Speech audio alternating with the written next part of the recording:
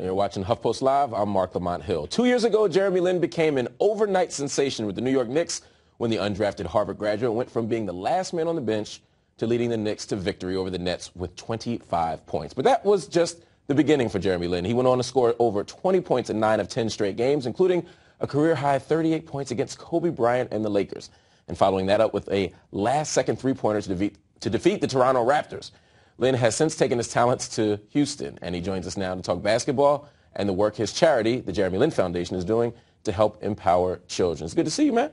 Good to see you as well. So talk to me about this charity. It's exciting stuff.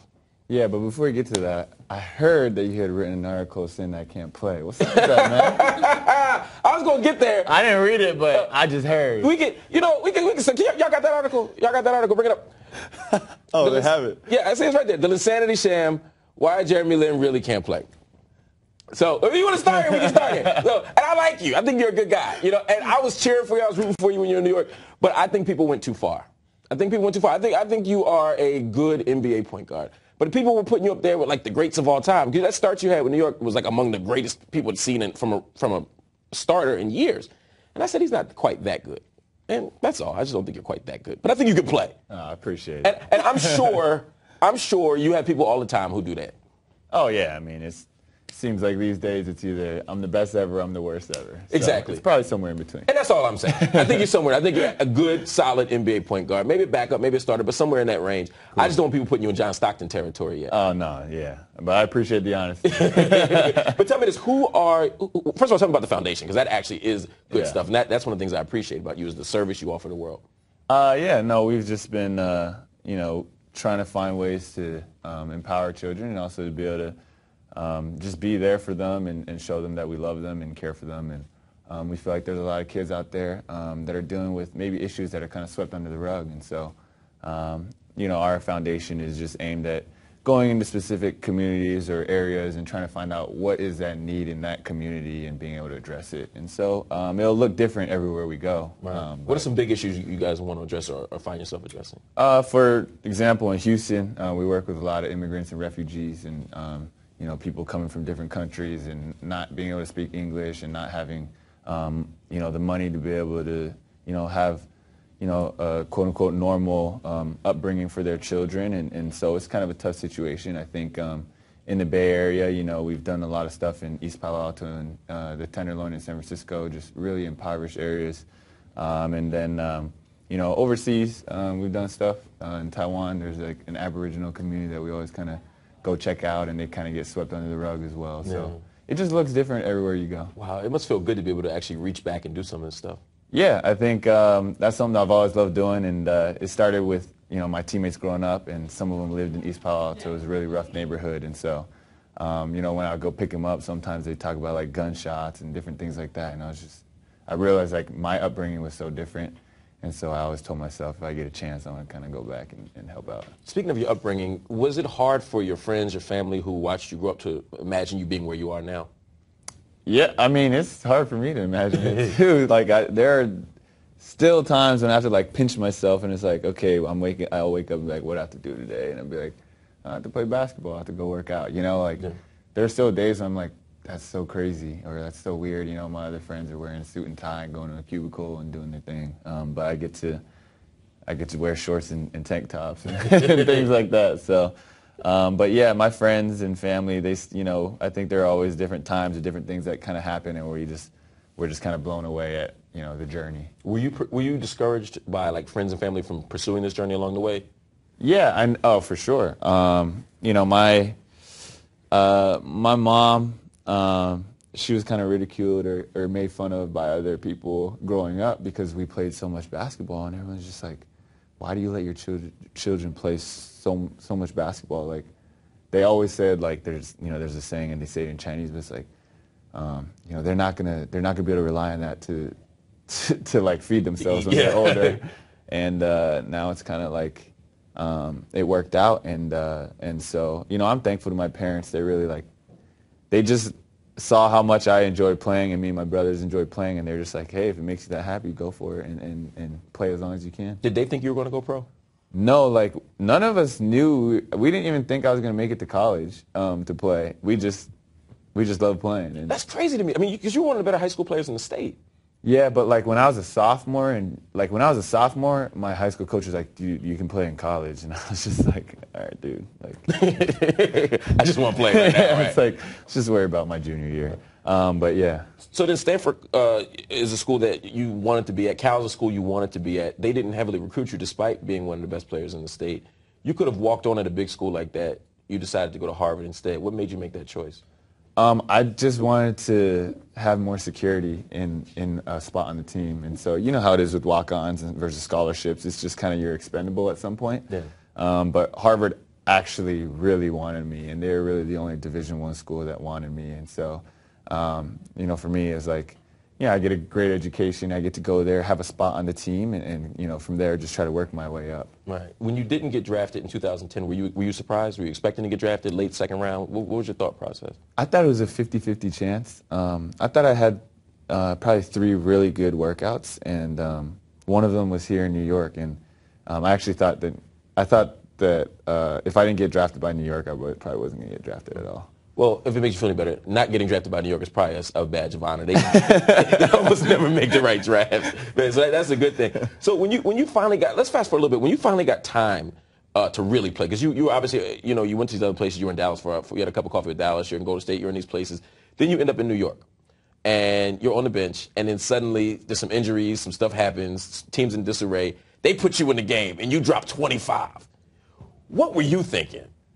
Man, I was like, I remember after that game, I was in the shower and I was just like crying tears of joy. I was just like, dude, they can't cut me. Like, they have to keep me. Like, after this, they have to keep me. Wow. So you were just happy to have a permanent spot on the team or a secure spot on the team. Yeah. I mean, I was, you know, I didn't even get an apartment or anything. I was just kind of like living off my brother and sister-in-law, and I was just kind of waiting to see what was going to happen, just kind of day to day, week to week, hoping I'd be there. Yeah. And after that, I was just, to be honest, I was just happy that I could be in the same, like on the same team until, you know, April when the season ended. So I was pretty excited. Wow. And then you run off that entire string. I just want to talk about the Lakers game. Because, again, as much trash as I talk, I was cheering for you during that time. Because people were talking way too much. Like people like, you know, like Floyd Mayweather and others would say, you don't even belong in the NBA, which was just not true to me. You were killing it for this string. You dropped 38 on the Lakers. You know, and a couple of possessions, Kobe was guarding you. That had to be extra special. Yeah, that was like, in terms of like hype going into a game, I don't think like I've ever been a part of a more talked about game than that one going in. It was just like, you know, New York, LA, like in New York, and it was just insane. And so and that was the game you were supposed to get shut down. Yeah, that was the game kind of that like arguing about it or something. I didn't know at the time because I wasn't listening to any of the news or reading anything. But then, like later on, it was kind of like people were debating, and it was like, oh, they have Andrew Bynum and Paul Gasol, and it'll be tough to, you know, score and stuff. But you know, I just told myself, I was like, look, I'm gonna be really, really aggressive and see if we can get out here with the win. Well, it worked for you, man. It worked for you. You had a good run up until you played the Miami Heat. You remember that game? No, I definitely remember that game. Mario Chalmers was guarding you full court. Yeah. And that's when I was like, okay, there's some holes here that can be fixed. I mean, young players, that's what they have to go through. Yeah. But did you feel, there was a point where you felt as if the hype was too much, even for you, where people were overstating how good you were, that they were backing you into a corner? Yeah, I mean, I think, you know, I don't think through the whole process I was very comfortable at all. It was just actually a funny thing. I told the story yesterday, but after the New Jersey game, I told my brother and sister, I was like, I really hope I don't start the next game because, like, that's just going to be, like, a lot at once, you know, and they're just going to throw me into it. And I literally hadn't run a single, like, practice with the first team. I had never played with them ever before, ever been on the floor at the same time as them, and I was just like, oh, my goodness, don't put me in the first lineup. Like, I don't know what's going to happen. But everything kind of just happened so fast and built on so fast. And then it, you know, I would say the hype was definitely, you know, exaggerated. And then I think that created a polarizing effect where then some people were like, okay, no, he can't play at all. And I think now what you see is, you know, two extremes. And like I kind of mentioned earlier, I just think it's somewhere, there's a soft spot somewhere in the middle that I think is probably more accurate. And that's fair. Why'd you leave New York? Why'd you really leave New York? I think the, you know, I'm not sure if you could say I left New York. Okay. I'm not sure if that's exactly accurate, but I would just say I think God has a perfect plan for me, and I ended up in Houston, and the way it all happened, without getting into too many details, is just it was restricted free agency, and so in some sense, there was only so much that I could control, and not everything was in my control. Restricted free agency. Another team makes an offer. The Knicks reserve the right to keep you if they match the offer. Houston made a pretty significant offer for you, particularly in the back end of the contract. Yeah. Were you surprised that the Knicks didn't resign you, particularly since at the end of the season you played in, they said he's coming back? Yeah. Actually, yeah, I was surprised, but were you hurt? I mean, no, I mean, I'm human, so of course. It's a business, but some people take it. Yeah, of course. And like, even though everyone understands it's a business, it doesn't matter if you understand if it's a business or not. We're all humans, so we all have emotions. But yeah, I mean, it was definitely unexpected, but it's like I said, it's all working out, and it's all part of the plan. And so, but yeah, I thought the way it happened definitely wasn't what I thought was going to happen based on what I was hearing. No, absolutely. You end up in Houston. You're a starting point guard now. You're a backup point guard in Houston. Would you be open to going to another team if you were in a situation where you could start? I think it depends. I think I really want to win as well. I don't think I want to go to a team where maybe you're kind of going to the season, you're just like, okay, we have no chance. Right. I don't think that's as fun. But I think my role with the Rockets right now is really it's a good role for me. I think I get a chance to play. I mean, I get to play starters minutes. I get to have a role bigger than some starters on other teams. Absolutely. And so from that sense, I've kind of learned it's not really about all that. I think my first year in Houston, I started, but I didn't finish a lot of games. And now I'm not starting, but I'm finishing pretty much every game. I think I'd much rather have, my situation now. Fair enough. We got some comments coming in and some community here who want to talk to you. The HuffPost Live community is very excited to talk to you. They're fans of Jeremy Lin, and they want to talk. Robert Silverman is a contributor at The Daily Beast. He's also an editor at knickerblogger.net. Those blasted New York Knicks. We hate them. I'm a Sixer fan. I'm speaking for myself, not Jeremy. Sharona also joins us. Sharona's a sports blogger. Robert, I'm going to start with you. What's your question for Jeremy? Sure. Jeremy, you've had a let's say an exciting first couple of years of your pro career. What are the aspects of your game that you still feel that you need to work on the most in order to get to that next level, whether or not Mark is going to, so that Mark will stop hating on you? That's a great question. I think, one thing I want to focus on, definitely just continue to bring up my three-point percentage. I think it's gone up every year, but I want to be a 40% shooter from the three-point line, and that's what I was in college for a year, and I think as long as I continue to improve, I'm at 36 right now, and I want to shoot up to 40. I think things like defense and my left hand are things that I want to continue to improve. I do think that I've improved a lot in those areas, and maybe that hasn't been as widely recognized, perhaps, but I do think I've made huge strides in those areas, and I think it's just something for me where I need to continue to build on it. And I would say that before it was like a complete weakness and it was a complete hole in my game, and now I think it's more around the average area, but I want to make it so that it improves into like a strength. Yes. I just want to point out, for the record, before people call me a hater, 2 years ago when I wrote that piece, all I said was that Jeremy's weaknesses were going left, both defensively and to his left hand, shooting off the left hand, and also off the pick and roll. Things you would agree with, right? Yeah, I for sure. I'll be the first to tell you where my holes are, and I have a lot of holes. And a lot of pros do. They're all-stars who have huge holes in their game. So, again, I ain't said nothing that Jeremy Lin didn't just agree with. So we will go to Sharona in 1 second, but there's some questions coming in from the HuffPost Live community that I want to bring in. One is, if you have a choice of any NBA coach team to play for, who would it be and why?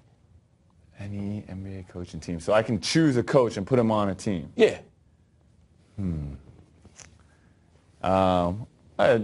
Who Who would you think my for? You've been doing this media thing long enough to know. He's like, I ain't answering that. All right, take your own coach out the situation, right? Let's take... no, I'll answer it, but I was just saying, I think it's obvious honestly, who I would want to play for. I'd like you to play for D'Antoni. Yeah. Because, I mean, he's point guard centered, and he loves pick and rolls, which you play really well off of. Not necessarily shooting off, but playing off the pick and roll.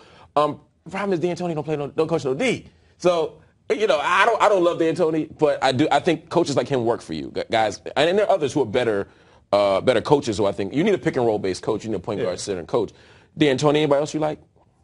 Well, I haven't had that many coaches that play for MSC. I've really played for 4 coaches, I would say. I definitely like playing for D'Antoni, obviously. I think I respect a lot about what McHale's doing and bringing into the Houston system. What are some shortcomings of the McHale system? You know, I don't know if it's a shortcoming in the system. I just think we don't know how, like, because it was our first year together introducing Dwight, we haven't been able to maximize on everything. So a lot of things that he preaches, we're still unable to do effectively. Mm-hmm. And I think what we're trying to do in Houston isn't that far off offensively from the standpoint than what you see with San Antonio. I just think they've had a lot more time together, so they make it look a lot better. Yeah. So I don't necessarily. I think we all agree with what we're trying to do. We're just it's hard to get there sometimes. San Antonio guards people, man. Watching y'all in the playoffs was hard, man. I love y'all, man, but y'all ain't guard nobody, man. Yeah, and I mean our defense is definitely one of our issues right now, and I would say that's another thing where it's just like whether it's lack of communication or different things, or misinterpretations or not being able to. Not being used to the things that we're trying to do, and so it's hard to really blame the system, quote unquote, as it is more just we have to get around to doing it more often, and the more time we have in it, the better we become. Derek Fisher's going to be the new coach of the New York Knicks. Could you play for Derek Fisher? I think I could. I think, to be honest, I think anybody could. I think he just immediately commands your respect. He was a great, great player, proven winner, very successful, and he's very knowledgeable, and he's been a point guard. He's been a leader. All his career, and so actually I think a lot of players like to play for younger coaches or coaches that were players in the past. Yeah. Would you be open to coming back to New York under the right circumstances, assuming they're winning, right, or assuming they have a vision of winning? Yeah, for sure. I've always said the New York fan base has embraced me like none other, and I definitely haven't forgot about it, and I'm still extremely grateful for it. And I've always said, if there's the right opportunity, I definitely wouldn't be like, no, never. I for sure would be open to anything. And if that opportunity were to be this summer during a trade, again, not backup minutes, starters minutes, in the New York system, that'd be something you'd be open to. Yeah, I mean, well, the thing with trades is it's not whether you're open to it or not. It just happens. But if you were to ask me if that happened, that would still be exciting to me. I would be excited. But staying in Houston and being on a championship contending team is extremely, extremely exciting to me as well. And I think, I wouldn't be disappointed in either of those scenarios. Fair enough. Sharona has a question for you. Hey, Jeremy. Sharona here. Mark took one of my questions, so I'm going to throw a little bit of a non-basketball related question at you. You were just involved in an event with Patriot safety Patrick Chung, where you guys were talking to some kids up in Boston. It was very well received, and I've got a lot of good reviews. Are you excited about giving back to the community? And what other events or communities are you involved with that people might not know about? Yeah, I think that's a great question. Yeah, I was out there in Boston, and something that they told me that I learned out there was the highest poverty ethnicity was Asian at 30% out there, and I was, that's something I didn't really know about, and so we kind of went to the Chinatown area and spent some time there, and that's something that I'm looking into. And Patrick Chung was great. He's been doing a lot of stuff down there already, so that was really cool. I saw you tweeting about him earlier. Yeah, really cool guy. I guess some areas, I think Houston, Bay Area are pretty obvious that, I'm there and I'm able to do stuff there. But I think we support a lot of things overseas as well. And in China last year there was, some earthquakes, and we were able to go and spend some time with the kids out there and kind of visit and see the destruction that had happened and how the community was trying to rebuild and regroup, and just for them to have that type of solidarity and for me to be able to go out there and support them, that was really cool. And so hopefully throughout my career, I'll be able to even go beyond just working within specific communities. I think one thing we try to do too is create YouTube videos or campaigns where everyone can get involved in, and you don't have to be in a specific place to do that. It could be loving and serving someone that you either work with or is at your school or something like that, something that easy and accessible. All right. Thank you, Sharona, for joining us. Thank you, Rob, for joining us as well. Hope those New York Knicks play better, just not too good. Don't worry, they'll still be better than the Sixers. That ain't saying much, man. That ain't saying much these days, Jeremy. It's a real pleasure to have you come in here, man. Thank you so much for talking to me, man. Come back whenever you want, man. Hopefully it'll be when you're here as a member of the New York Knicks, though. That'll make things a lot easier for me. Anyway, if you want more information about the Jeremy Lin Foundation, and you should want more information about the amazing Jeremy Lin Foundation, check out the resource well below. All the links are there. Stay with us. This is HuffPost Live.